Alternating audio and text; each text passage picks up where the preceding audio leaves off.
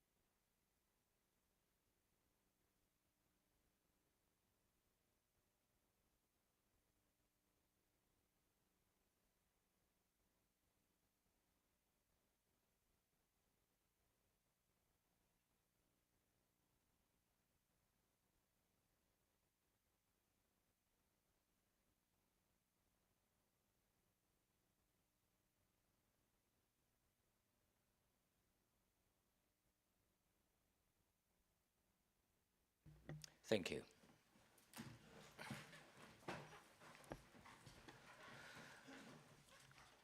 Just to make everybody aware, I'm intending to have our customary 10-minute comfort break before item 7. So that's before item 7, we'll have our break.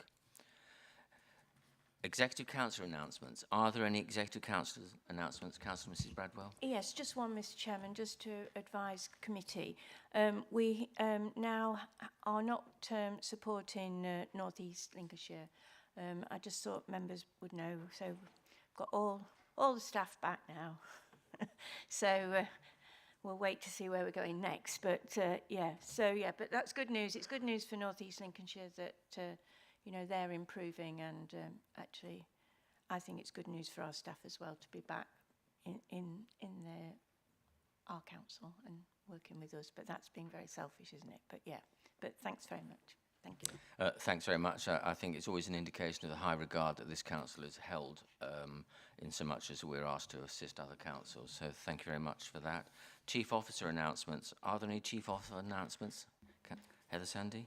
No, thank you, Mr Chair. Thank you very much. We now move on to item 5 on today's agenda, recommissioning of the Lincolnshire Leaving Care Service. This item, which can be found on pages 11 to 78 of the agenda pack, is for pre-decision scrutiny prior to a decision by the Executive Councillor for Children's Services, Community Safety, Procurement and Migration between the 24th of April and the 3rd of May. Actions required of this committee are, firstly, to consider the attached report and to determine whether the committee supports the recommendations to the Executive Councillor for Children's Services, Community Safety, Procurement and Migration, as set out in the report, and secondly, to agree any additional comments to be passed on to the Executive Councillor in relation to this item. The 3 recommendations to the Executive Councillor are set out on page 13 of the agenda pack. And I'd like to invite Bridie Fletcher, Senior Commissioning Officer, to present this report. We also have Amy Alcott, Commissioning Manager, Commercial, and Andrew Morris, Head of Service, Leaving Care, in attendance to help answer any questions. So it's over to you, Bridie. Thank you, Mr Chairman. Yes, so as stated, I'm here with my colleagues Amy and Andy to present a paper regarding the recommissioning of the Lincolnshire Leaving Care Service. Children's Commissioning, as part of its function, has carried out an objective and independent review, a service review, into delivery of the Leaving Care Service from April 2025. The current contract, which is a commission contract with Bernardo's, expires in March 2025 and there is no possible extension. So that was the reason for the service review. It's worth pointing out that Leaving Care is a statutory service, so the council has a statutory duty to deliver support to care leavers, and ceasing or decommissioning a service in its entirety is therefore not an option. The review considered 2 key areas. So the first area is around the service model for delivery. The review found a number and considered a number of factors. So we were looking at and being aware of the rising number of care leavers, including former UASC care leavers as part of the mandatory national transfer scheme, but also rising complexity of need with our care leavers, including mental health. We've also explored a number of improvements that were recommended following our Children's Services Ofsted inspection, which happened in April 2023. And as a result of all of those and some other factors that are detailed in the report, there's a recommendation around a new model of service delivery. So that includes an increase in the number of leaving care workers, which would support the rise in care leaver numbers and the rising complexity of need that the service and even Children's Services are reporting is evident. It also includes the opportunity to deliver an enhanced 21 plus service for 21 to 25-year-old care leavers. That includes having a named leaving care worker and an enhanced keep in touch and information offer. That's something that care leavers themselves have said that they value greatly and would like to see more of, because they can see that that benefits them. Increased capacity for leaving care workers also would support the service to improve support around education, employment and training, and the delivery and the expansion of aspirational and kind of more targeted pathway plans, but also to support transition both into the service and out of the service, so earlier allocation and preparation for full independence. It also supports specialist groups, so care leavers in custody, children with disabilities and young parents.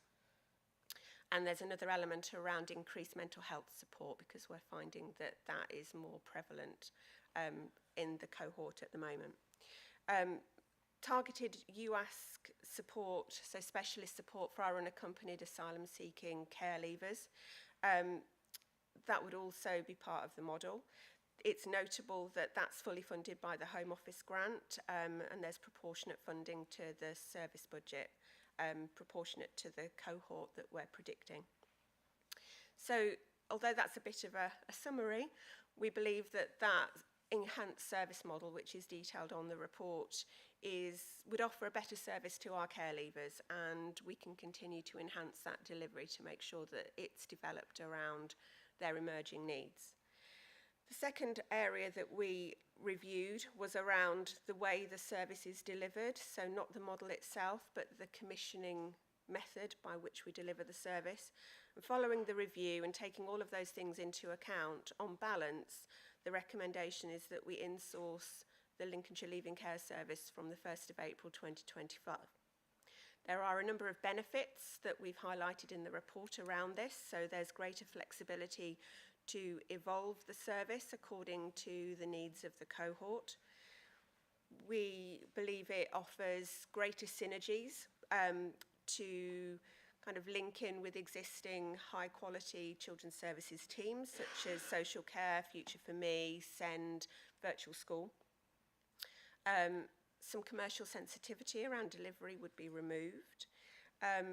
There's also an efficient use of resources that we're seeing is more likely, including reduced corporate overheads and better recruitment and retention for staff in terms of LCC terms and conditions, pension, etc.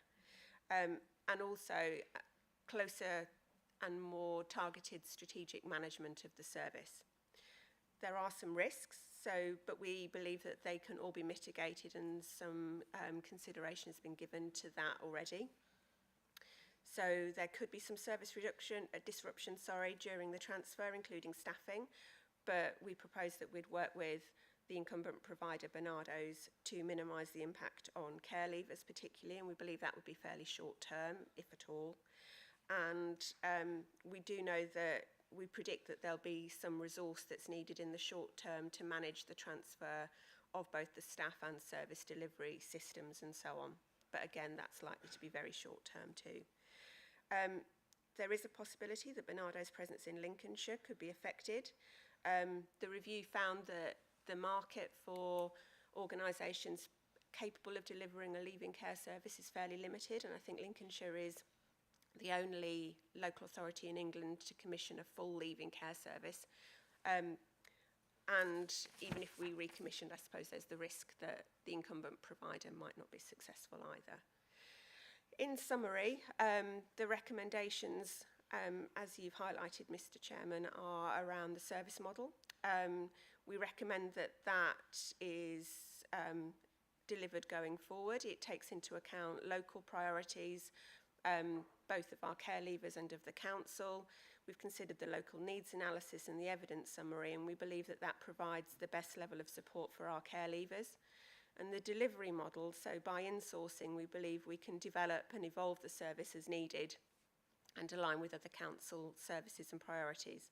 So yes, as stated, there are the three recommendations: that the Executive Councillor approves the service model as detailed in the report, approves the insourcing of the service from the 1st of April 2025, and the last one is that delegated authority is given to the Exec Director for Children's Services and the Exec Councillor for Children's Services, Community Safety, Procurement and Migration to make all necessary decisions. Thank you very much for that succinct summary. Thank you. Thank you. Councillor Gray, do you have any questions? Yes, Councillor Matthews. Councillor Matthews.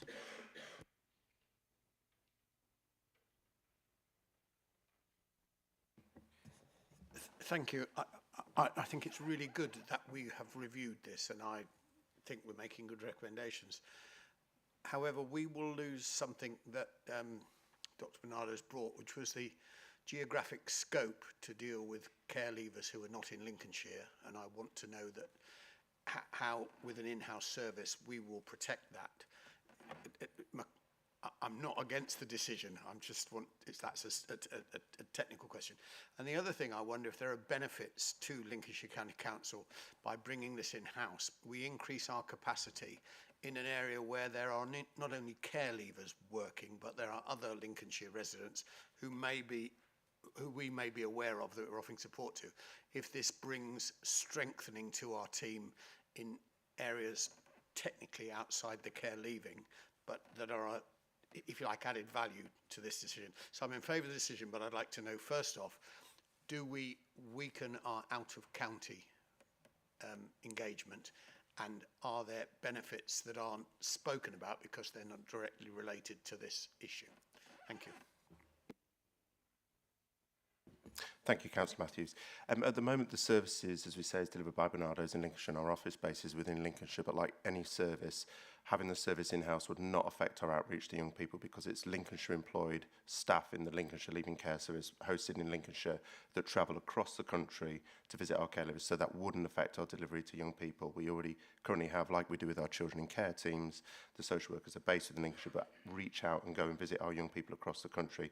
And the expectation would still be the same, that service model will continue in that way, and I'm absolutely confident that our young people, wherever they live in the country, would have direct connection with their leaving care work, and that would not be affected by a decision to insource. Thank you. Oh, Heather, you wish to come in. Yeah, thank you. And on your wider question about the added value, I think that's absolutely right, Councillor Matthews. So as a commission service, we have a commissioning relationship with them, and we have a relationship with them through the contracting and then through the delivery. Adults don't have a particularly strong relationship with them, even though these are adults. When these become managers who are sat in our management meetings, in the integrated council meetings, when they're able to join adults' directorate leadership team to talk about some of the challenges care leavers are facing, I think we'll see us really pulling that together. And the bit of just, and I completely agree, your concerns about that national working is really important. You know, we know our care leavers do disperse, and you're right, we need to ensure that we'll have all of that built in, which I'm really confident we do. But these are a really vulnerable cohort. So, you know, with a 19 and a 20-year-old myself now, I know how young those young adults are and how much they still need me. And I think these are our children all the time. But these are our children. These are the council's children. And I you know, I really think bringing this service closer and bringing these young people closer to us so that we can ensure that we meet their needs and they're integrated across will be really good. Did you wish to come back, Councillor Matthews? Yeah, as somebody who used to travel all around the country as part of my work, it's easy to say we will do outreach, but it occupies a day and it is very expensive. And I trust that there will be careful thought given to that outreach work so that it is cost effective, but also protects the interests of the people providing it. So we don't want to be popping off to Liverpool to see somebody for 2 days and or for an hour when it writes out 2 days of work. On the second one, please can I ask that you either add to the paper or put that in an appendix, that there clearly are going to be value added, but I think it wants recording. It is going to happen. It's absolutely inevitably going to happen, and I think it's worth making that point in the paper. So it is added value beyond, as you say, what we get from the closed contract from Bernardo's. They don't bring anything into our wider picture, do they? No, thank you. So, Mr. Chairman, if I suggest we note that in the comments, because this is the kind of final destination for the paper, so if we note that in the comments to go to Councillor Bradwell. Thank you. Yes, thanks very much. I believe Councillor Smith, you're next. Thank you, Chairman. And with your indulgence, I've got 3 questions, if I may. I note in the background section of the in the appendix of the paper, it states that budgetary costs will likely be lower than the current service model. Does this calculation include pensionable contribution costs, which will be borne by the pension fund? Secondly, Chairman, it notes that insourcing will have benefits to recruitment. Has any potential negative impacts to this been assessed in terms of recruitment and retention? And thirdly, Chairman, how will we ensure that there is not an exceptional service growth, because as per the report, this could be very harmful for an in-source model and have significant cost pressures on LCC finance? Are officers confident this won't take place, especially given the continual rise in unaccompanied children who we are obliged through the National Transfer Scheme to care for, as we've still not met our quota under the National Transfer Scheme? Thank you, Chairman. Thank you. Heather, did you wish to come in first? Yes, please. Yeah, thank you very much, Councillor Smith, and I will hand over to my more technical colleagues for some of your technical questions. But I can assure you all the pensions have been included and all of that work has been done. We've thought long and hard about recruitment and retention. We're really confident that within the council's offer. So what happens currently is leaving care service suffers a little bit as being a training ground for us, if I'm honest. So because historically the leaving care workers have been paid slightly lower than early help workers, we've had staff who go there, they get 2 years experience, then they come across to us, and then hopefully they do their social work apprenticeship and they become social workers and have a lifelong career with Lincolnshire County Council. What we want to do is to stop that. We want people to see that that's a career pathway in and of itself, and that they can go straight on through that leaving care service, and that we can support them to do so. So we're really excited about that opportunity, and also what we'll have is the flexibility. So if at the point of transfer we have people who decide not to transfer to the council, we have other workers in the council who can support this service. And at the minute, as an outsourced service, we don't transition staff across in that way because it's much more complicated. So that feels really positive. Can you just repeat for me, Councillor Smith, did you say an exceptional break? Exceptional service growth. So in the report, it basically says that the model makes sense, but if we suddenly have an explosion of more to do, we're at risk basically in financial terms. I mean, what I can say on that is that our numbers have grown steadily, and actually our children in care numbers are really stable, and those of you who are on corporate parent panel will know this. What has increased is the number of unaccompanied asylum seeking children, and then they transition into the leaving care service. I envisage we will see steady growth in this service whilst the National Transfer Scheme continues to bring children aged often between kind of 14 and 17 into our care. Then I think we'll see them transitioning into the care leave service, but we do get funding to support them, so and it's really important that we support those young people to get onto a really positive pathway in our country. We know there's going to be all kinds of complexities to that as different bills make their way through government, and we'll need to reflect on what that means for us. But in terms of this contract, I think we know where the growth's going to come from. I think we can reasonably predict it. I think we've got funding coming in that will cover that and should rise with it, but it's definitely something we monitor really closely. Thank you very much. Bridie and your colleagues, did you wish to come in at all? Yes, just to say, Heather's absolutely right. The area of growth we identified is in our unaccompanied children's cohort. And just give a little bit of flesh on the bone that the funding per young person is £275 a week over the age of 18. Under the age of 18, it's £148 a day. And we've factored that into this budget, that we're accurately allocating a proportionate amount of the unaccompanied asylum seekers' spend to the leaving care contract in the right way to meet the needs of those children, to take the burden off of the council's budget. So thanks very much. Councillor Wright, I believe you have a question. Yes, thank you, Chairman, and actually narrows in right on that last bit. It's with regards to UASC. So I'm doing some work with East Midlands Councils at the moment on ESOL provision, and I see from the report there's sort of a bullet points of additional need, and language is on there, but I just wondered how well that's actually taken care of. Because everything that follows from that about community engagement and exploitation and well-being is at risk if there isn't a good level of English speaking, if they're going out to the community. And it will be our problem as well now, because we know people aren't just going off to city locations. We're seeing more people staying in Lincolnshire. So my question really is how well is language and English language attrition dealt with whilst in care, and are they signposted on leaving care, onto an ESOL provider or somebody to make sure they get the level that they can actually communicate, and community cohesion follows from that?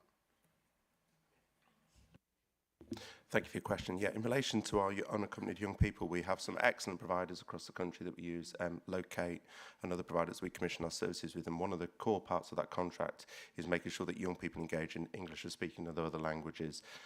When young people come in through the year, they don't naturally come in with the academic year, rolling year of a college. So one of the things we've done with our providers through the virtual school is make sure there's an online ESOL provision that's really highly taken up by the young people.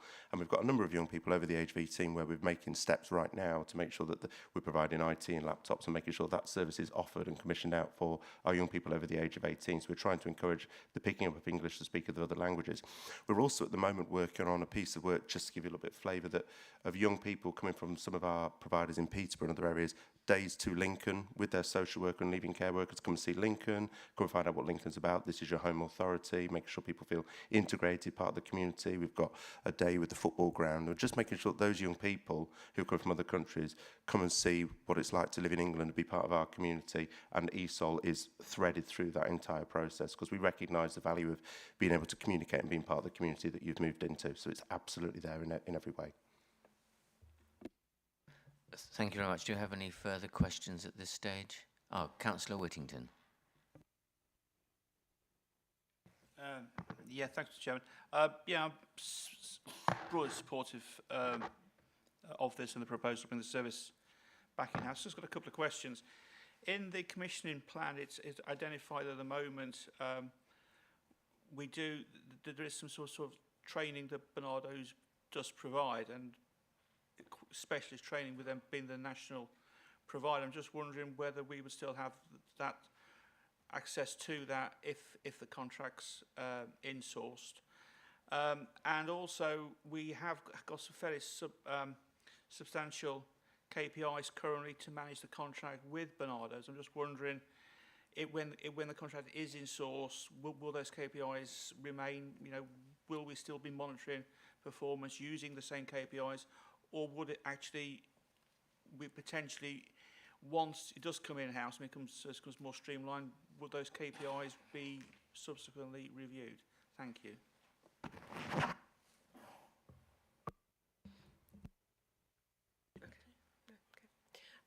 With regards to the first one, Councillor Whittington, so around the Bernardo's training offer, I think that's something that they provide as a service. I can't 100% guarantee at this point that all of that will be delivered, but we've got really good relationships with Bernardo's, and nationally they are supportive of a lot of the council work. In terms of the KPIs, a lot of that is statutory returns, so our 903 return. So that's kind of the core part of the KPI reporting that's highlighted in the paper, and all of that will continue because we have to report on those things. We'll have initial conversations with our colleagues in corporate performance around the things we want to monitor, and that will be part of the kind of the transition going forward to make sure that the service area has some of that information, or all of the information they need to make sure that the service is monitored properly, and that we can explore areas if we ever need to improve or that we want to focus on. So KPIs will continue. Heather, I believe you wish to come in. Thank you. And just to add to that, Councillor Whittington, as you know, care leavers is now a separate judgment by Ofsted. So whilst Ofsted doesn't drive what we focus on exclusively, it does certainly sharpen the focus. So we will have a set of KPIs that we know Ofsted will be looking at. We will be making sure that we're making progress around that, because this service is really important for young people, and that I know is always the focus of this committee. It's really important to the council now. It's a separate judgment. It can be a limiting judgment, which is one of the reasons why we want to bring it back in and make sure it's integrated across and working in the same way as other children's services. Thank you. Do we have any further questions? Just a question from myself, if I may. Yeah, by all means. Thank you very much for the report, and clearly a very valuable, much-needed service, which requires dedicated staffing to make it an exemplary service. And we see on page 70 of the report that we're going to need extra staffing. I think it says an additional 6 leaving care workers and further new mental health workers. In the climate and employment market we're in, How confident are you that we'll fill those posts? Yeah, sure, thank you. In relation to the mental health posts right now, it's helpful that I've got my colleagues behind me from LPFT as well, but we do have 2 embedded mental health workers right now within the service. So they're funded through a government grant that we have for Close and Connected, which was a pot of money that we bid on to develop the services for our care leavers. And we've quite successfully and swiftly appointed to those 2 posts, so I'm confident we could there. And in relation to our leaving care workers, I only spoke to Leaving Care Service the other day, an employment drive that needed to fill 3 posts and successfully filled all 3 posts on the day that they went out to advert and had a number of applicants. And with some of the additional support around staff retention, we've seen the quality and the volume of applicants increase when we have advertised for posts. So confident we can appoint to those posts. Thank you. That's very good to hear. Thank you. Councillor Mrs Bradwell. Yeah, I agree with everything you say, Andy, but I also think what helps Lincolnshire is because we're known as a good authority and people want to come and work here, whereas, you know, obviously if, you know, your council hasn't got that, you know, if it requires improvement or something like that, perhaps a lot of staff will come to work there, but I think because of, you know, the services that we run, and the council's a good council anyway, you know, all our services are good, but I mean, I'm working with children's services, but we, you know, we are very good and constantly been at that level. So I think that, you know, staff, and if you talk to, very often, Heather, we meet the young people who've just qualified to be a social worker, who've gone through apprenticeship. You know, you sit and talk to those people and they wanted to come and work here. It wasn't that they were looking for a job, they really wanted to, you know, they could have got other jobs, but they wanted to be here. So I think that bit of reputation does help us across the whole of the service.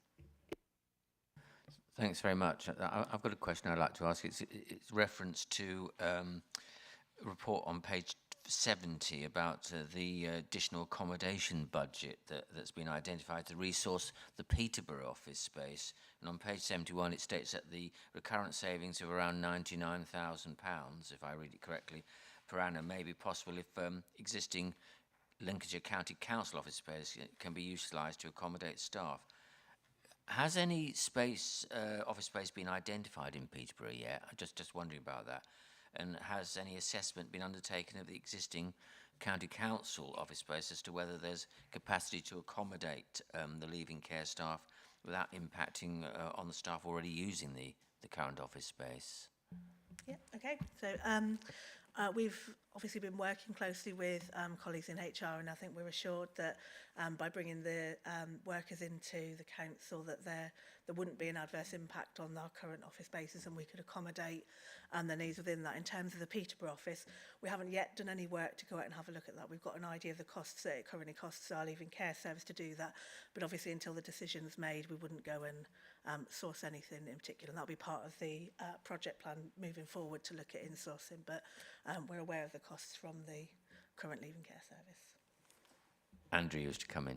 Yeah, it's just to say the reason why we have an office in Peterborough is because we have a lot of unaccompanied young people that live in the Peterborough area, because as we've spoken to corporate parenting before, those urban areas, and that's where our commission service sits. And when we look at the commissioning the service in the future, we're going to look at kind of more homegrown services. But the time when we're commissioning that, they were the really excellent services, and they do provide a great service to our children. So with such a number of young people being there, it's having the ability to have staff there on site for our young people, so our young people know where our leaving care staff are, and that would be the only additional premise cost within the budget.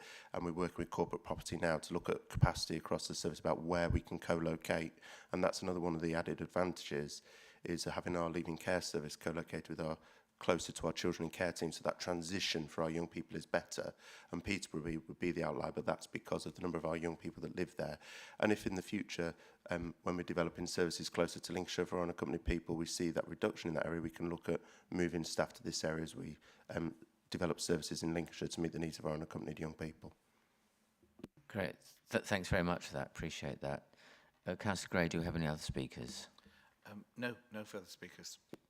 If we have no further speakers, then I'd like to move to a proposal, and I propose that we support the 3 recommendations to the Executive Councillor for Children's Services, Community Safety, Procurement and Migration, and that our comments are passed on to the Executive Councillor, and we have had a number of comments made this morning Oh, Councillor Matthews. Oh, that's very kind of you. Yes, thank you very much. Councillor Matthews seconded. The comments from the committee's discussion on this report have been recorded by Tracy Johnson, Senior Scrutiny Officer, for passing on to the Executive Councillor. We'll now vote on this item. All those in favour, please raise your hand. I'm assuming there's no one against and there are no abstentions, so that is carried. Thank you very much, and thank you to the officers for presenting the report. Thank you. We'll now move on to item 6, Children and Young People's Mental Health Transformation Programme. This item, which can be found on pages 79 to 102 of the agenda pack, invites the committee to review the work that's been undertaken so far as part of the Children and Young People Mental Health Transformation Programme.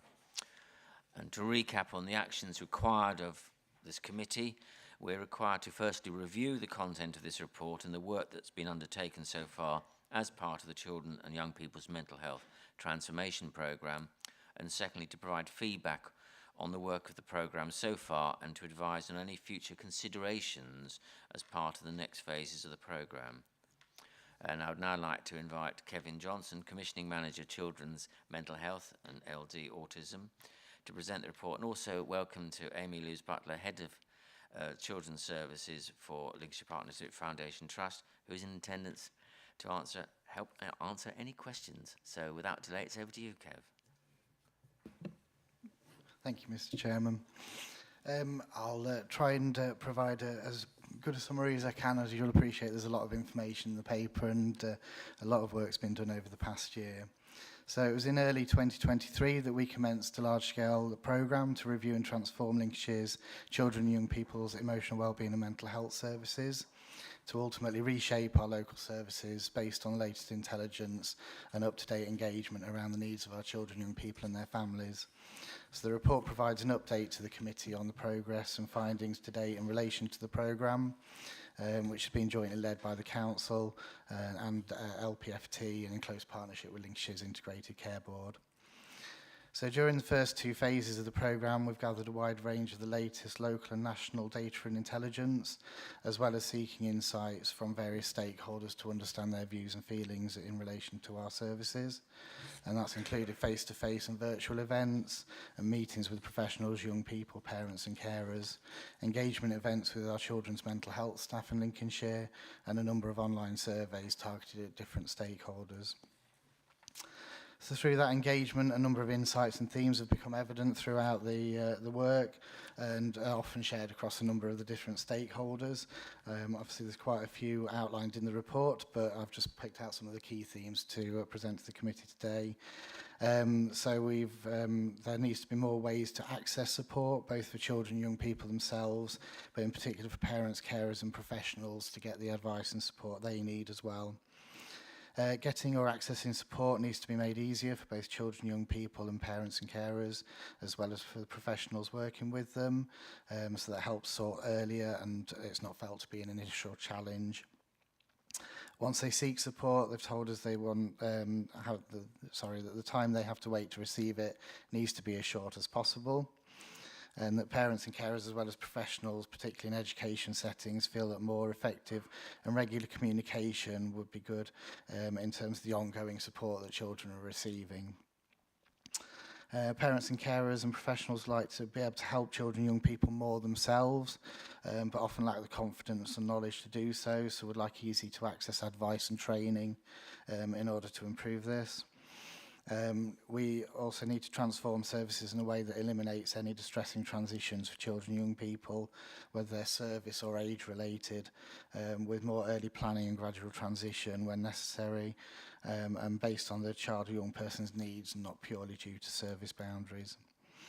Support needs to be available in a much broader number of ways and times to suit modern lifestyles, including times that suit families and young people of different ages.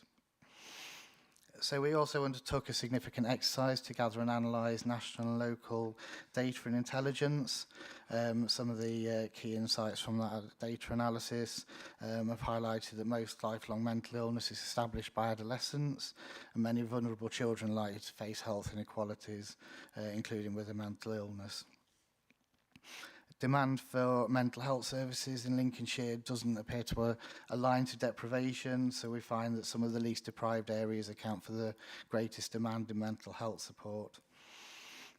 We know that children and young people in care are more likely to experience more poor mental health outcomes, but we're finding that fewer are accessing local mental health services. So this could be a result of more wraparound support being provided in relation to foster care, care leavers and children in council owned settings, but we do need to ensure that services are able to respond to the often challenging and complex needs of those children and young people.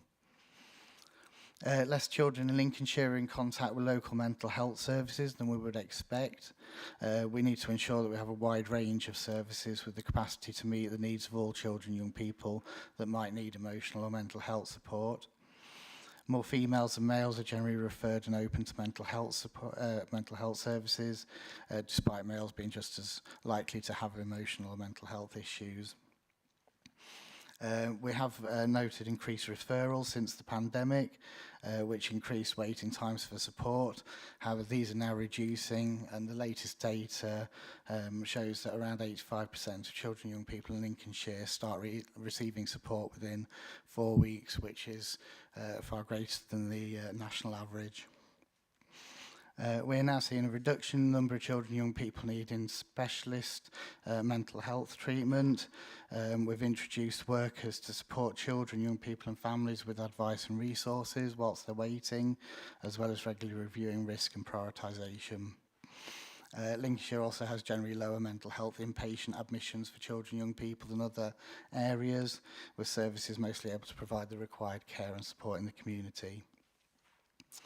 So finally, in summary, during the most recent phase of the programme, each of the work streams have used that information to complete a gap analysis and to develop emerging themes and priorities, which we're going to take forward into the next phases. The emerging priorities are outlined in the report for each of the work streams in the programme, but some the key themes that we've identified include children's mental health is everyone's business, and we need support to be focused much wider than just on the child or young person. Support has more impact and effectiveness when we adopt a family approach wherever possible. Support needs to be easily accessible with no barriers and no wrong door. The strength of the relationship and trust is as key to supporting children and young people as the intervention itself. So we need a service model that allows those relationships to be built. Care and support needs to be personal to each child and their needs and circumstances, and the service model needs to ensure that children do not face challenges caused by age-related or service boundaries. So the programme's on track to move forward in line with the planned timescales, which are shown in the report. We're currently holding workshops during April and May to start to map out and model what we need for children, young people and families to deliver against the emerging priorities and gaps that we've identified. The following phase will consider the options for how we might be able to provide these, moving into progressively more detail by the end of 2024, as we narrow down the preferred options and look at commissioning, workforce funding and other implications. Decision making is planned for early 2025, with delivery of transformation activities starting from April 2025. Thank you. Thanks very much, Kevin. Councillor Gray, do we have any speakers?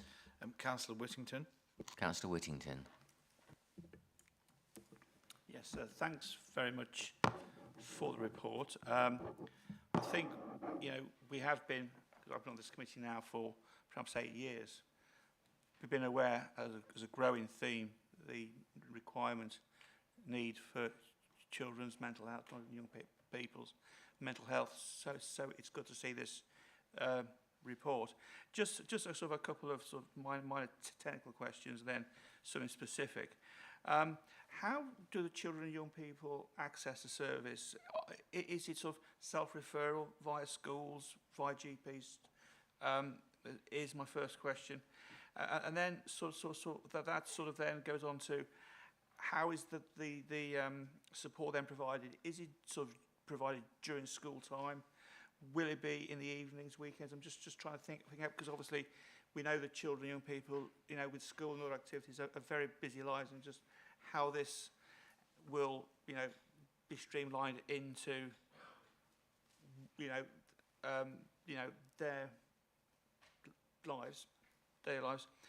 I did pick up in the report that some schools aren't aware of all the services as yet, so I'm just wondering what we can do to raise school awareness. And my final question is specific to Grantham, because that's where I'm a councillor. It says at the moment the mental health support team for the Grantham area is planned, pending. I'm just wondering what progress is on that. So thanks very much, Mr. Chairman. Thank you for your questions. In terms of the first one regarding access to service, access currently comes from a variety of ways. So as you've suggested, we currently have self-referral, which has been a new initiative we've had over recent years, which we found really advantageous in terms of people being able to access support and services directly. And the self-referral isn't just about accessing service, it's about accessing the advice and support. And we work really closely with social care colleagues and early help, where we have people that might reach out to our services that also might benefit from support elsewhere. We also, in terms of access, can come through traditional routes such as GP routes. And in addition to that, we work really closely with our education colleagues and schools in terms of that being an access point. In terms of how services are delivered, it's quite varied across the service profile at the moment. There is a variety of times to sort of suit young people. But what we've heard really loud and clear through the transformation is people want a lot more choice in terms of how they access. So that's where what Kev said around it being quite personal in terms of some people prefer an online offer, some people prefer face-to-face, some people want to be seen during school times, some people want to be seen after school. And equally, it varies with parent carers as well in terms of what they want. So there's something in there around also being flexible to what the family need as well. In terms of raising awareness within schools, we've done lots of work recently with education colleagues attending the leadership briefings and talking to our schools within Lincolnshire, and the engagement's been really positive. And we've had from them events some really positive feedback in terms of the work we've been doing over recent years in implementing our mental health support teams in certain areas of our county. But I would say I feel quite confident our schools are really quite engaged in this programme and working with us to shape what would also work for them in terms of supporting children in their setting. And the Grantham, I think you meant it's in terms of the mental health support team. So we have a number of mental health support teams across the county.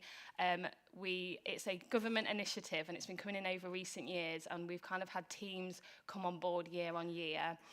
Our Grantham team have just finished their training year, so they will be becoming fully operational, which is really good news.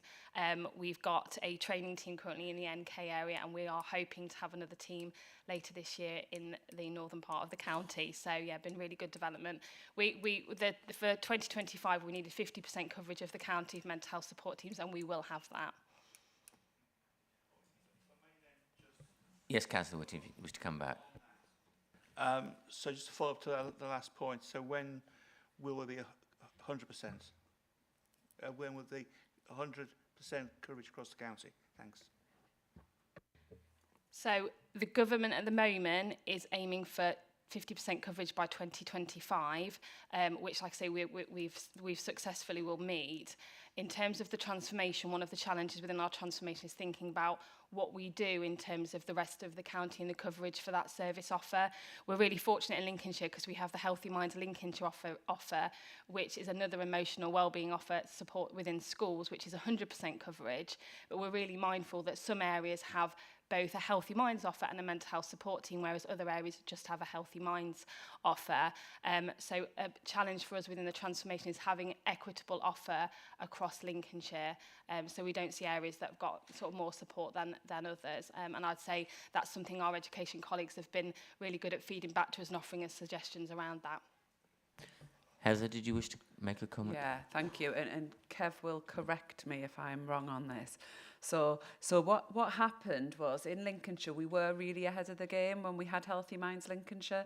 So we commissioned a pre-camp service. We got joint funding between LPFT and the council, and we delivered that across the whole of the county. Then mental health in schools teams came in. They're very geographically based, and they were modelled on quite large urban areas. So they said, oh, well, if you operate in this area, you'll have 6,000 children. And we're like, Not in Lincolnshire you won't. You'll have 600 because we're a large rural county. And we tried really hard to work with government to say the model we've got really works well for Lincolnshire, but we didn't win that argument. And actually the mental health in schools teams are doing really well. So what we've tried to do is to be proportionate to, as mental health in schools teams are introduced, we're pulling back the mental health, the Healthy Minds Lincolnshire funding, so that we'll end up with one offer that's equitable and strong across the county. At the minute, we've got a mixed match. And we work hard through commissioning, Kev, to make sure we direct referrals so that if schools have got a mental health in schools team, they go to them. And if they haven't, they go to Healthy Minds Lincolnshire, so that we kind of minimise the impact of what Amy was referring to and some people having more than others. Thank you. Thanks very much. Next speaker is Councillor Smith. Thank you, Chairman. And Heather may have touched on my first question, but I will ask it because I think it's very relevant. Do we know why teenage boys are one of the highest disengaging groups, and what is being done to support specifically male children and young people who are statistically the most likely to suffer with mental health conditions and often have the most severe impact? And it often goes unnoticed and undiagnosed due to societal stigma and also what expectations they may put on themselves. Ultimately, in some cases, tragically, they end up taking their own life. And more often than not, they aren't under any service prior to this. Following on from that point, Chairman, the report states that, and I quote, the UK has one of the highest rates of children and young people with a long-term mental health condition, 23% in 2020, and 75% of mental health problems become established before the age of 24, close quote. This is not simply because young men or boys are becoming more open with their emotions, which in generations gone by they certainly weren't. This is a systemic issue across children and young people, and if we don't get a grip on this, Chairman, we are going to have a generational mental health crisis on our hands. So what is being done to ensure that that percentage figure can come down, and that we ensure that we do not have a generation where we have people who are having severe mental health conditions before the age of 24. Thank you. Yeah, I can answer that question. So it's a really good point, actually, that you make around teenage boys. And like I say, our transformation programme and the work we've done around the data and intelligence backs up what the national picture is around that as well. So one of the, I've spoke about the mental health support teams and the way they are resourced at the moment and within our education settings, they've got increased capacity to support our school settings. Now, one element of their core function is around a whole school approach. So a lot of work those teams are doing is not just doing dedicated work with specific children that get referred. They're providing mental health and support within the school setting to the whole school. So I think that's really key in talking about mental health and identifying mental health. And I think we've got a real advantage there within our mental health support teams. Equally, our mental health support teams have a really key role in identifying health inequalities in their local community. And that will be different depending on the area of Lincolnshire that they're working in. So it's about tailoring their offer and their training and their support depending on what the needs within the local population. And yes, I appreciate you picked up on teenage boys, but there's other areas that we've got within the county where we recognise we get maybe less referrals from, and we have sort of target areas, a lot of them built around our health inequalities. So we've been really fortunate with the mental health support teams in terms of their core function. From a transformation perspective, what are we going to do about that, where we've got that really well in some parts of our county but would benefit in others? Thank you. Councillor Matthews, I believe you have a question. Sorry, I do. My question is about the relationship between LCC and LPFT and the nature of this project. Is it commissioned out or co-delivered, and to what extent is it co-delivered? And then how, if it is commissioned out, how will we engage in monitoring an ongoing overview of this, including provision for contract dialogue? The reason I'm asking is I'm an LPFT governor, one of two partner governors from LCC to LPFT, but LPFT are almost refusing to engage with us in matters that pertain directly to LCC contracts. They have made clear that this should be in the contract. and I want to know that, if you like, this overview is written into the contract. And that's because I have some anxiety about LPFT. I don't believe they have the capacity to deliver this promised service. We know that at the moment they're spending, almost hemorrhaging their money on supply staff. There's a proper word, but I don't know what it is. So could we have some clarity about that relationship and how the contract will be managed and secured on an ongoing basis? Thank you. Thank you, Councillor Matthews. Yeah, I mean, we've had agreement in place with the Lincolnshire Partnership Foundation Trust for quite a while now in terms of our children and young people's mental health services. It's actually commissioned through a Section 75 partnership agreement, so it's not quite on a contractual basis, but that kind of allows us a great deal of flexibility, and we do have very much a partnership approach to both the contract management and to the work that we're doing at the moment in terms of the joint leads across the programme, with the senior responsible officers being kind of Charlotte Gray in the council and Eve Baird, one of the associate directors in LPFT that covers children's services, and obviously myself and Amy as joint leads on the programme. Having said that, we do follow our children's services commissioning team approach to contract management. We have key performance indicators built into the contract that we monitor, and we have quarterly meetings with our LPFT colleagues, and very much treat it as if it's any other contract. Obviously, we also sit on Lincolnshire-wide integrated care system boards as well, so the Mental Health, Learning Disability and Autism Alliance, as well as the integrated care boards, contract management and partnership board that they have around the adult services. So yeah, there is very much a lot of governance and assurance around this, around the contract. Did you wish to come back, Councillor Matthews? I heard in that reassurance quarterly meetings. So you, Kevin, have quarterly meetings with their lead, and you're able to express concern if there is concern. Absolutely, yes, that's so correct. We're not washing our hands of this. Not at all. I just think we are probably doing a very good job, and I want to be sure that our partners in this are doing an equally good job, because it's our name on the tin. Yeah. Heather, you wish to come in? So I mean, I think we've got all those contractual pathways as well. Just to say, from a children's services perspective, Councillor Matthews, we work really closely with LPFT. We have named officers who linked in, so we're not waiting for quarterly meetings. And actually, just to be fair to LPFT, their performance when compared to regional benchmarking is incredibly high. We are, for children's services across lots of the measures, we are getting an excellent service, and we're really proud of it. I think if there are other areas, we can take a look at them, and we can use the routes we've got to explore them and to understand them a little bit better. But the performance of LPFT in comparison to other children and young people's mental health services is really, really good, and we're really pleased with the partnership. Thank you. I think Councillor Baxter is the next questioner. Thank you. I obviously welcome the report and welcome everything that the county is doing to respond to mental health and to prevent mental health. We had Councillor Woolley come to give a talk to the district councillors yesterday about health in Lincolnshire, and one of the things that was said was everything connects to everything else, and I think here this is definitely responding to the problem. I think there's less in it. I'm sure there's stuff in it, but there's less in it about prevention rather than cure.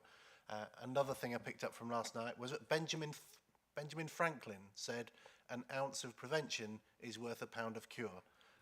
And so part of the reason why we're in this situation, and I'm sure Lincolnshire's not on its own in this situation, but part of the reason why we've got so many children with mental health problems is because of the lack of youth work facilities, the concentration of schools on getting through exams or getting better Ofsteds and so on.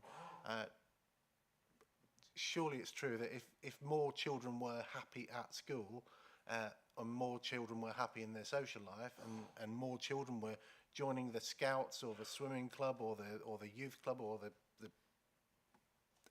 whatever else, we would have happier children and less financial pressure on the county. I don't know where that goes. I don't know how we pick it up. I don't know if you can crowbar it into this report that a table tennis table in every school would produce a cheaper mental health response rate. But I think the point needs making. Thank you. Did you wish to come in first, Heather? Yes. Yeah, thank you. Thanks very much. So, I think it's a really valid point. Obviously, prevention's better than the cure. This paper is, you're absolutely right, focused on the mental health transformation programme that was agreed. It's a review of that, so it is looking at that end where children are requiring intervention. And certainly the Health and Wellbeing Board received lots of reports around the preventative agenda, around what's being done around health inequalities through our public health colleagues, about services that we commission around that. But I think the ambition we should have around that is endless. I agree. I think we need to continue to make sure. I think that's why the work through schools is so important, because they are the universal service for children and young people. The vast majority of children go to school every single day, and you're right. And again, to be fair, the vast majority of children are very happy in school and have a happy life. That's the percentage of children who actually do access these services is small, and a lot of them get support through their schools anyway. So we know most children are in their settings and are not accessing support services beyond that. I think we need to make sure that the services we've got are responsive to what children and young people tell us they need, which is exactly what we've been doing, engaging with children and young people, because for some it's all of those clubs, absolutely. For some that's what they want. For others it's absolutely not what they want, and they want to have time to do stuff more in a different way. So it's about how do we build services and feed that back through to schools constantly. But you're right, this paper specifically focused about that mental health activity. I think last time we had the paper on the Holiday Activity Fund and the work we're doing in the holidays. We've had the paper on positive activities and the work we do through that. We've also had the briefings around the youth club and how the youth clubs and how we support that through the funding that we give. So I think you're right. All of this is in the round, and you'd have to look across all of those papers to see all of that. It's not in a digestible place, so to speak. But I think it's something that we continue to work on and continue to what we want is for all children and young people in Lincolnshire to be thriving and happy, which is I know what the committee wants. Thank you. Did any of our... Yes, thank you, Chairman. I think you raised a fantastic point, and it's a point that we had a good discussion about yesterday at the first of our workshops, where we were looking at this. We do have a prevention work stream within the programme, looking at kind of how we can create mentally healthier communities that children exist in. I think previously our services have kind of focused more on starting with the early intervention work upwards. But we have a colleague from Public Health that is leading on that work stream for us. We've also had Shine Lincolnshire involved in that work from a voluntary community sector enterprise perspective. So they did a piece of work for us at the beginning of the programme, where they went out and looked at, engaged with the voluntary sector and looked at all the groups and community things that are happening. And we now have a massive list of all of those things that are happening. And I think what we're looking at, I don't want to jump ahead to the next phase of the programme and suggest solutions, because we're not there yet. But I think we are looking at how we can support children, young people and the families to access groups, how we can possibly look at funding more emotional well-being groups in the communities where possible, and we do have some initial funding assigned to pilot some of that work over the next couple of years. So definitely an area where we recognise there needs to be some investment and some more work done. Thanks very much. Do we have any further questions, Councillor Gray? No further questions. There's just one thing, reading through the report on page 85, and it's something which caught my eye, and I suppose it's a topic we often hear about in relation to provision of services. It's the paragraph that says shorter waiting times for support. And it says stakeholders feel that waiting times are too long, that support needs to be available at the right time, but also some type of support needs to be on offer to young people and families whilst waiting, including regular check-ins. I don't know if you'd care to comment on that statement. Shall I go first? Then, yeah. Thank you, Chairman. Yes, so I mean, obviously some of the data in the report is because of the point in time that we were collecting this data, probably a little bit out of date with latest data. We did see waiting times increase, particularly I think it was around May, June 2022 that we really saw the kind of highest peak following the pandemic.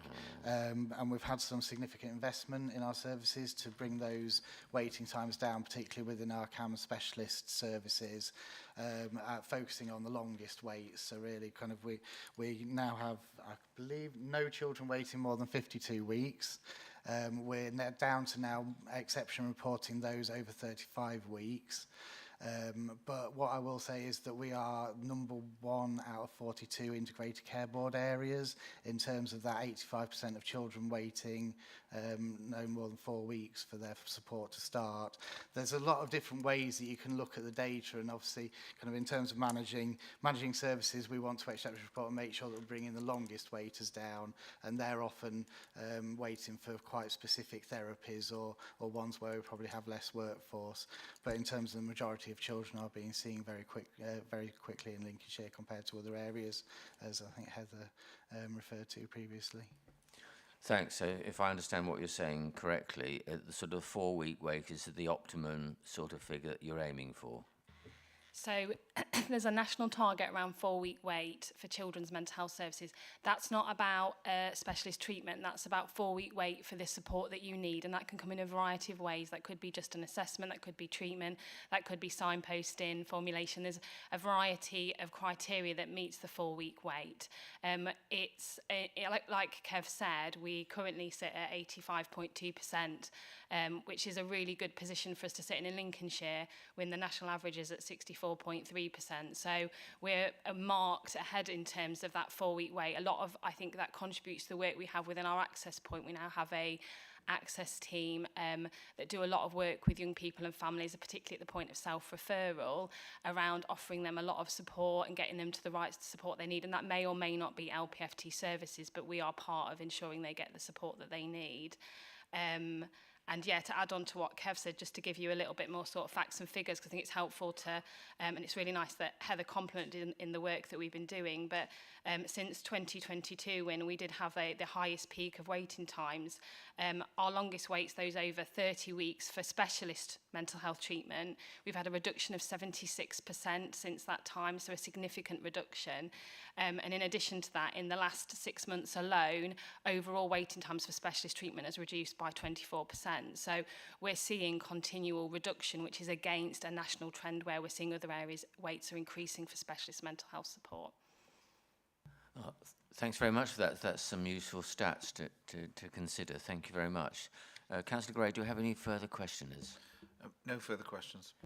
Right, okay. Well, I'll therefore propose that the committee has reviewed the report and is satisfied with the work that has been undertaken so far as part of the Children and Young People's Mental Health Transformation Programme, and that our feedback, on which we've had quite a lot of feedback this morning, is taken into consideration as part of the next phases of the programme.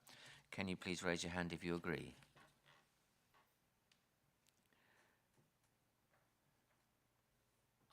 I think I can safely say that is agreed. Thank you very much. We'll now have our 10-minute comfort break and we'll reconvene at 20 past 11. Thank you very much.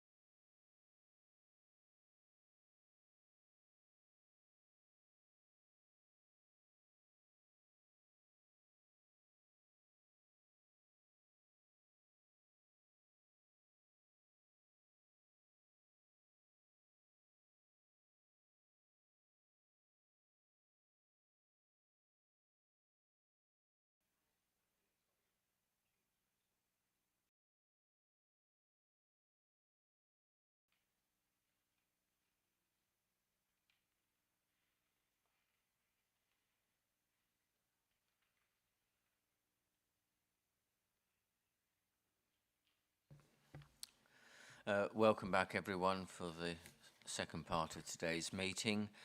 We're now moving on to item 7 on the agenda, Families First for Children Pathfinder programme. And this item can be found on pages 103 to 176 of your agenda pack and provides an update on the progress of the implementation of the Families First for Children Pathfinder programme in Lincolnshire. And just to recap on the actions required of us as a committee, we're required to review and comment on the development and the implementation of the Families First for Children Pathfinder programme to ensure they are cited on the scope of the programme and its key objectives. And I'd like to invite Andy Cook, Head of Service Families First for Children Pathfinder, to present the report. So it's over to you, Andy. Thank you very much, Chairman.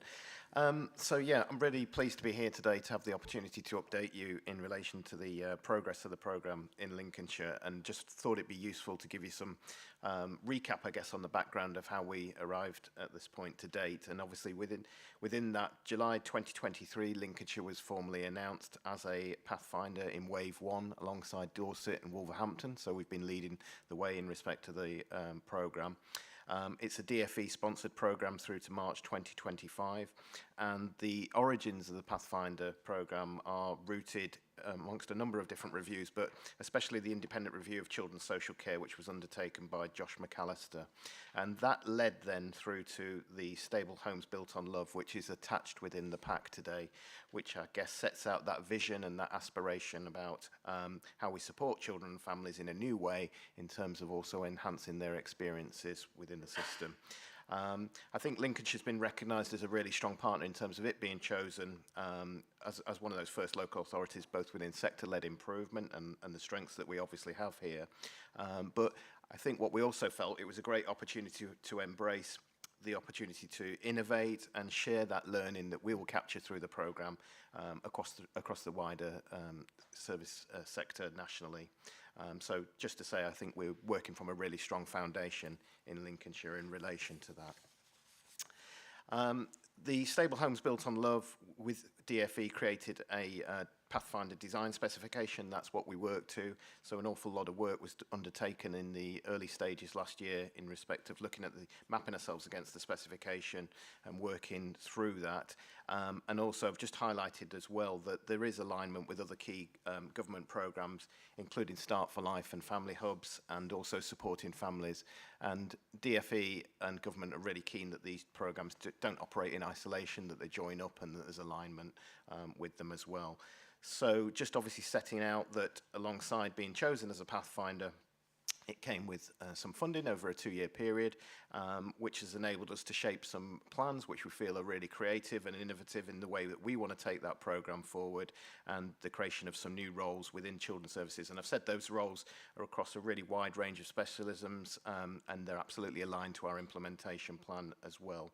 So I think just to, I guess, give the basis of what the implementation plan and design specification was looking at, it was looking at four pillars essentially. And those 4 pillars are those multi-agency safeguarding arrangements as we work in partnership, so it's important to reflect that as well. It included obviously that proposal to progress education as being that 4th strategic safeguarding partner as well.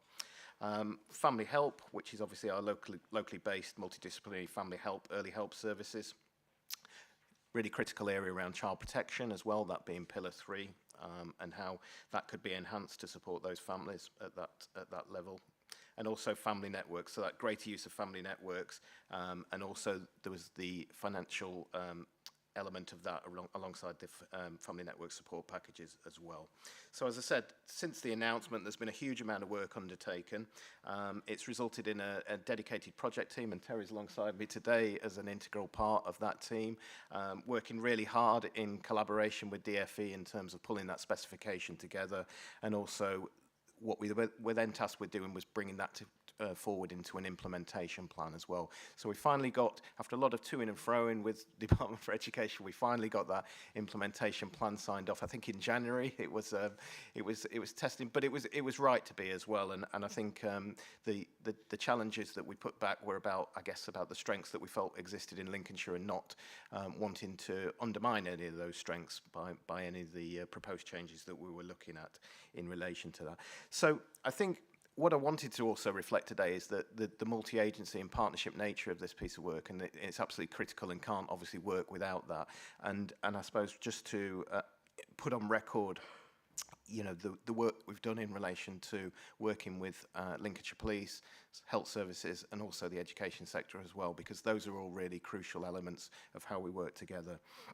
So I was just going to highlight and not go through element, but I think there's huge amounts within the implementation plan, but there's some key highlights which I think today would be useful just to reflect upon in terms of those pieces of work. So within Pillar 1, around the multi-agency safeguarding arrangements, there's a really key piece of work going on there around the changes within Working Together 2023, so developing new options around the arrangements around the Lincolnshire Safeguarding Children's Partnership and the chairing arrangements in respect of that, and also how independent scrutiny will be undertaken going forward. So that's been a really key aspect of that. There's been the appointment of as I said, of a dedicated education coordinator, and that's about exploring those possibilities in terms of the proposals around the fourth strategic safeguarding partner as education as well. So again, really important. Lots of engagement with the colleagues in education to understand that and how that might be taken forward moving forward. So within Pillar 2, within family help, huge amount of work again in this pillar, but one of the key aspects we're looking at again is that aspect of the earliest possible point of intervention and being able to focus in on that. So providing additional resources through the recruitment that we've undertaken to support early years settings and reflecting that specific cohort of children. So that was really crucial, so that's moving forward. Pillar 3 is a really exciting piece of work in terms of the development of multi-agency child protection teams. So this is a really new concept in Lincolnshire, how we work in partnership around multi-agency child protection arrangements, and also in terms of co-working, collaboration, and multi-agency information sharing. So it's a really important piece of work, obviously child protection is, but this brings partners together in a really new way and reflecting, as I said, that's been a really important piece of work with all partners, but I guess specifically with our colleagues in police and health as well to take that forward. So that's been really important. And I think within the Pillar 4, the family networks, we've been given a ring-fenced sum of money by DFE to provide financial support to family networks, so family network support packages to promote stability, avoiding escalation wherever that's possible, and obviously we've been given the gift, if you like, of being able to come up with some criteria, specification around that, and to think about how we can utilise that money at the earliest possible opportunity to promote stability within those family networks. So that's really, really crucial, and one by which we've seen as a great opportunity to take forward. I think just to say really communication and engagement throughout this has been really important, so keeping obviously both partners informed but staff informed, so we've worked really hard to try and ensure that through the Children's Safeguarding Partnership that communication link's been there.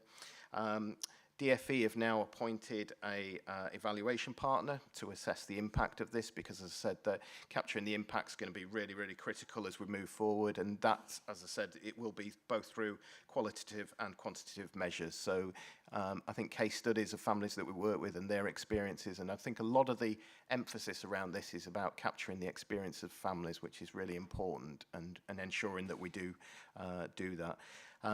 We did establish right at the outset some governance structures around this with an executive group to oversee the work of the Pathfinder and ensure there's that monitoring and assurance. And obviously we've got monitoring and assurance responsibilities back to DFE, both on a monthly and a quarterly basis in terms of reporting back to them the progression, where we are in terms of recruitment, for example, finance, because there's a costed plan in terms of the funding and how that's being spent. So all of those things are being overseen in a really robust way. I've just highlighted obviously some of the risks and challenges that we've spoken about, and obviously the programme does have a natural duration through to March 2025. There's the opportunity for that to continue beyond that in terms of the rollover of some of that funding, so we've been able to look at that in relation to the fixed term contracts that we've been able to offer. And obviously we've also spoken there about, which I said earlier, is why perhaps the plan took some time to get signed off, is that we were really clear about the strengths that we had in Lincolnshire and not wanting to jeopardise or undermine any of that. So as I said, that's really, really important. So our working relationship with partner agencies is really important to us, and I think we've only enhance that in terms of the work that we've done through this and through the co-production and co-creation of some of this, because clearly there's things that work for children's services within the plans that we've developed, but there's also huge strengths for other partner agencies as well. So really, it's just to say, obviously, there's been a huge amount of work undertaken in relation to the programme. We believe the Pathfinder aligns with our values and vision within children's services. It's given us a great opportunity to enhance and build upon the existing strengths that already existed in Lincolnshire. And I think also it will develop over time those new ways of working with our partner agencies that can only sort of progress that further. So I think there's a huge amount of opportunity to as I said, embrace within the programme, and we're really keen to do that. And I think capturing the impact at the earliest possible opportunity is a really critical element of that, particularly around, as we said, we've had no obvious guarantees as yet because there's lots of consideration about the sustainability of the programme, but what is absolutely critical is the ability to capture evidence and impact and then be able to utilise that. And that'll both what we'll do that from an internal perspective, but also in terms of sharing that with the evaluation partner as well as that moves forward. So as I said, all of those things are in motion, lots of investment of time and effort from both partners and staff internally. And as I said, the implementation plan and working towards those milestones is our key objective as we move forward. So happy to take any questions. Thanks very much. Councillor Gray, do we have any questions? No one indicating it, Mr. Chairman. I'll kick off then, just while people are perhaps considering their questions. On page 104, the report mentions that up to 40 new roles will be recruited to a fixed-term basis within children's services. And on page 108, it states you're seeking to complete the recruitment as you move on to the implementation stage. I was just wondering, could you provide the committee with an update how this recruitment's going, and are there any posts you're sort of like struggling to fill? None that we're struggling to fill. I think recruitment as it stands is about 80% of those roles, so we've completed around 80% of it, which we're really pleased with. It's a bit of a jigsaw pulling together of some of these things, because, but I think one of the really positive things about this is it's created some opportunities internally for people to progress into roles as well. So we've got probably, a handful of posts that we just need to really tidy up and get completed, but we're really confident that we're able to do that, and we've got some contingency measures in relation to addressing those. And we've also looked at there may be some opportunities through the recruitment programme of our social work apprentices, which will also open up some opportunities for those who may not have been successful in that process. So I think we've got some routes by which we can get that closed down. But as I said, we're really pleased with the 80% that we've concluded so far, because as I said, from January, moving that forward has been a strength, and as you said, it's crucial, and DfE want that information to understand how it's going to impact on that implementation. Thanks very much. Councillor Whittington, I believe you have a question. Yes, thanks, Mr. Chairman. Thanks to the paper, very interesting. I think again it's testament to this reputation of LCC Children's Services that the DfE have chosen us to be one of these sites, which I think is really, I think that reflects very, very well on our children's services. Obviously, currently with the pilot project and all that, the DfE are funding it. I appreciate that at the moment the staff being taken on off of fixed term contracts. If the evidence starts to come back to say that actually, all these interventions are, really, really important and whatever, how do we envisage it going forward in the future? Would DfE sort of commit to funding this on a recurrent basis, or would at some point come back into LCC for LCC to finance internally? Because I've just got a slight concern that because I know that with a lot of the early intervention work that we've done at this council on a whole lot of different areas, both in adults and children, we've actually proven that early intervention works. It's better for everybody concerned. It's better for the finances. But I'm just, the concern I've got is potentially if the DfE after the pilot period say you've got to fund internally, how we would do that, because I'll be guessing by that stage we'll be starting to see some of the benefits of this work. Thanks. Yeah, I think it's a really good question, and I think it comes back to that point about us being able to capture evidence of impact at a really early stage. I think from a DFE's perspective, their aspiration and hope is that they are able to continue that funding, although they're not able to provide those cast iron guarantees in relation to that. But as I said, I think we are working towards that. We've also mitigated that in respect of some of those roles by they are part of our workforce ordinarily as well, and we feel that over time that there will be a natural element of that in terms of turnover of staff. But I think DFE are really clear that this is a pathfinder as opposed to a pilot, and that belief that this can continue and that funding can be sustained is absolutely critical to the success of this. But that puts even more onus upon us to be able to capture the evidence of what we've done so far as well. So we are really laser focused on capturing that evidence and impact, because I think what we know absolutely, Councillor Whittington, it'll provide us with the best evidence back to DFE to justify it continuing in what guise. They can't make those guarantees because it's subject to funding, settlements, general election, lots of other factors influencing that, but I think that's their focus as well, so we'll work alongside that. Thanks very much. Oh, Heather, you wish to come in. Yeah, thank you. Thanks, Andy. So the other thing I was just going to say is we've been involved with innovation with the DFE for about a decade now through the Partner in Practice programme, which you'll remember. And I think we've become much better at recognising exactly what you say. We introduced a new team. Everybody loves the new team. Everybody wants to keep the new team. And then at the end you say, so what do we now not need because of this new team? Oh no, still need everything else. And I think we've become much better at children's services from the outset saying, so if this works, what would we not have to fund? What could we change? How could we evolve? Because we're always going to be evolving. We all, because families evolve and we need to evolve to meet those needs. So we're always changing. But it's about really going in eyes wide open about, well, if that bit works, actually, we should see a reduction over here. So that's where we should get the money to fund that. And we think about all of that up front.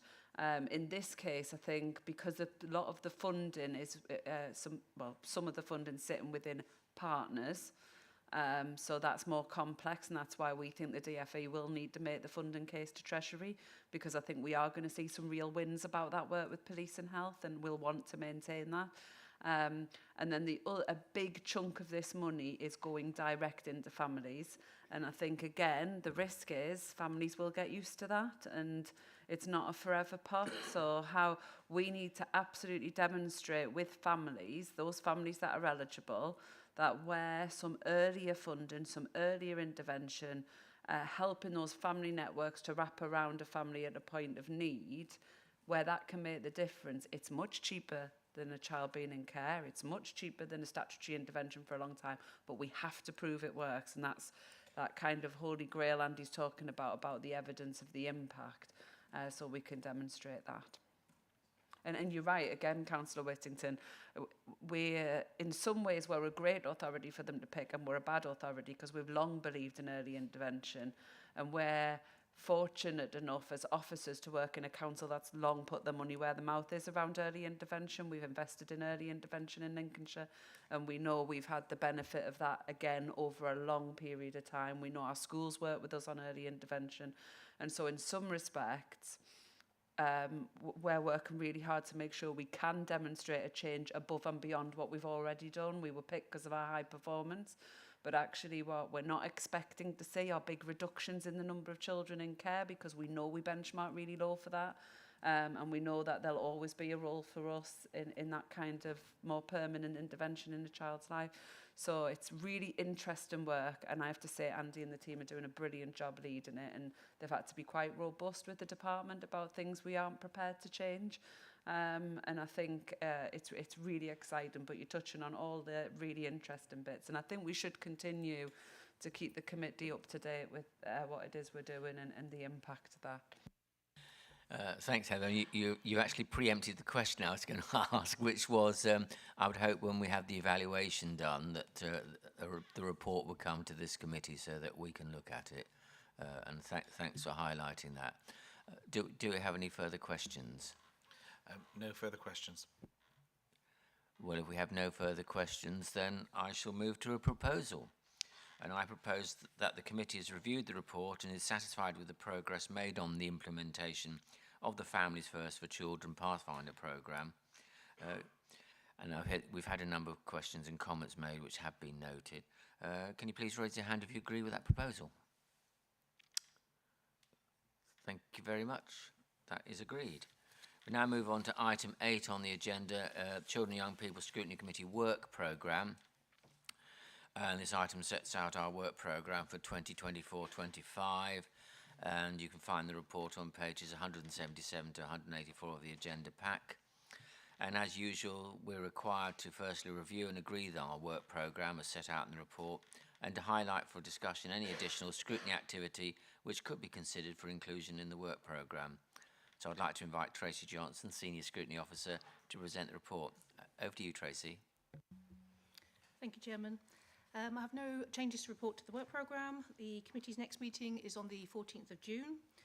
Currently we have 5 items on that agenda, which includes the offset inspection of Children's Services Improvement Plan, the update on the Children in Care Transformation Programme, and 3 exempt pre-decision reports in relation to the new secure children's home build, which would be for the main works contract, the Gospelton House Academy, which is part of the SEND strategy, and the primary school mobile replacement scheme. So they're all due for decisions in end of June, early July. And then on July's agenda, we have a youth justice plan, and that will be a council decision in September. An update on the holiday activities and food programme, which Heather mentioned earlier, and the Q4 performance report, and then also an exempt decision on the Minerva House project. And out from today, I'll make a note and contact Andy about the Family First for Children Pathfinder programme and when that can be updated to the committee. So thank you, Chairman. Great. Thanks very much, Tracy. Any comments, suggestions from members of the committee? All happy? That's great. Thank you very much. There are no further comments to be made. I therefore propose that the work programme is agreed. Can you raise your hand if you support that proposal? Thank you very much. That's great. Thank you. Well, that concludes the meeting for today. Thanks again for your attendance and for your input and contributions, and thanks again to the officers for their attendance and presentations today. Thank you very much.